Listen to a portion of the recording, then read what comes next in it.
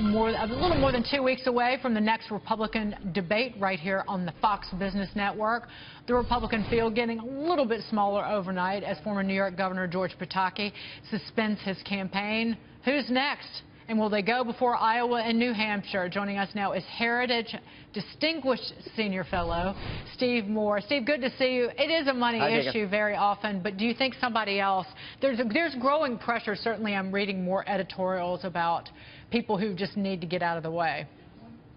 Yeah, look, I don't see any of the important candidates getting out of this race until after South Carolina. So remember, it goes Iowa, and then we go to New Hampshire, and then South Carolina. And those are obviously the big first three.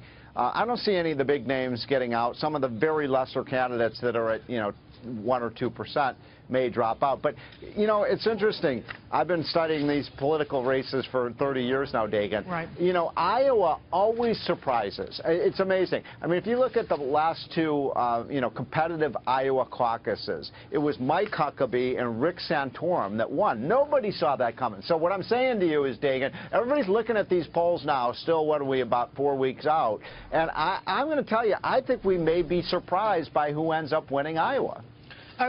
Well, is it going to be, I think that it would be a surprise if Cruz didn't win it at this point, or Donald Trump. Do you think it's somebody not Cruz or Trump?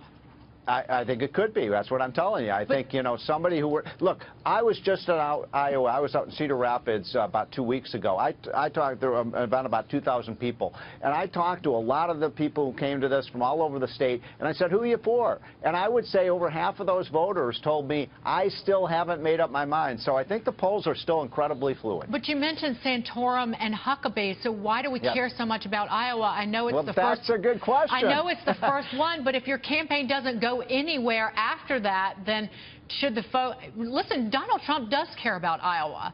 It's clear that I don't think he never wants to lose, but he's not going to concede Iowa, even if it doesn't matter. He is really, he's intensified his campaign in that state. He sure has. Look, you ask a good question. Why do we obsess so much about Iowa? Because I don't remember the exact results, but Iowa usually doesn't pick the winner. The eventual winner usually comes out of New Hampshire or South Carolina or these southern states. So it's a good question of why everyone obsesses in the media about who's ahead in Iowa. I have to say, having been there, Ted Cruz has an amazing ground game there. I mean, he really has organized there. I haven't seen that so much from Donald Trump. So we're going to see whether he can, how many votes he can get in Iowa without the kind of caucus organizing that's required to win that early primary. But, this is an economy show, and I got to say this. I think this is going to be an incredibly consequential election as we look forward to 2016 about what happens with the stock market, what happens with jobs, and because everybody's in this anticipatory mood about, are we going to see Hillary Clinton get elected and really generally carry on with Obama's policies, or are we going to see a change in direction? Steve, Scott Brown, so what if Trump does not win Iowa, number one, and what if he barely squeaks by in New Hampshire? What do you see, how do you think things will play out thereafter?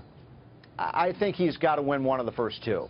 Scott, I think if he wins one of the first two, then he carries on and he goes to the South. And look, I think Super Tuesday is everything this year because you've got those slew of southern states that are going to really narrow the field considerably.